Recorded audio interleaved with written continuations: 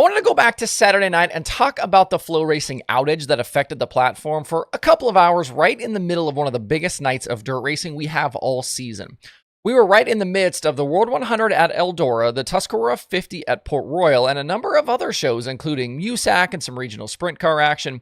The default backup plan these days for both FloRacing and Dirt Vision is for things to flip over to YouTube for free when there are outages.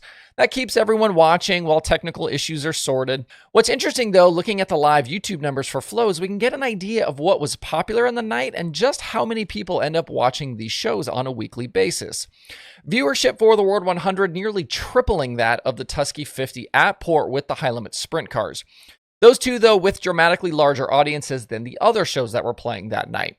The World had 177,000 viewers, Port 65,000, USAC Sprint Cars at Wheatland were third with 12,000. Then it was the IRA at Cedar Lake, NARC at Placerville, and finally the All-Stars at Mercer. All the dirt shows with bigger audiences than weekly pavement racing at Berlin and Langley, and the Cars Tour West at Orange Show Speedway. Even at 177,000, though, the World streamed just inside the top 5 biggest streaming audiences for Flow on YouTube. P1 is the Eldora Million Sprint Cars from 2023. That had well over 600,000 views. Then it's Chili Bowl 2025 at 472,000. Then 2021 World 100 Heats. Then Dream 29 Heats. Then this year's World.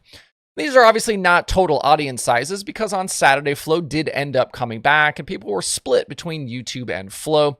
But you can kind of get an idea of what those look like. And, knowing that, maybe there's a few people watching on Flow and then things kind of start to transition back after the platform comes back up.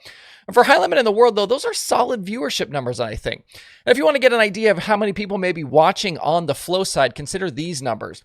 Going back to High Limit with their TV broadcast on FS1 for Eldora, we know they got 239,000 viewers on the FS1 cable channel, but Adam Stern reported that there was an additional 148,000 watching on FloRacing.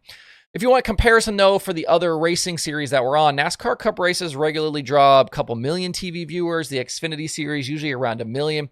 That same weekend, High Limit was on FS1. Motocross got 926,000 viewers, IndyCar 734,000, and the NHRA 673,000.